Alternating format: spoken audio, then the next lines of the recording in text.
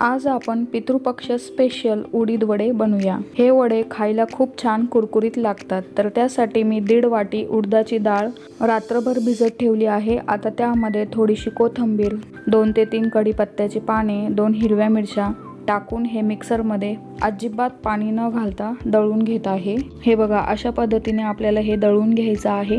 आणि जर हे थोडंसं पातळ झालं तर वडे हे गोल आकाराचे येत नाहीत। आता यामध्ये पाव चमचा खाण्याचा सोडा टाकून घेत आहे। चवीनुसार मीठ टाकून घेऊया व हे एकाच दिशेने फेटून घेऊया। एकाच दिशेने फेटलं की पीठ छान हलकं आणि फ्लफी होतं। त्यानंतर उडीद वडे हे तळताना अशा प्रकारे पाण्यात हात डुबवायचा आहे आणि वड्याला आकार देऊन हे वडे तेलामध्ये सोडून घ्यायचे आहे।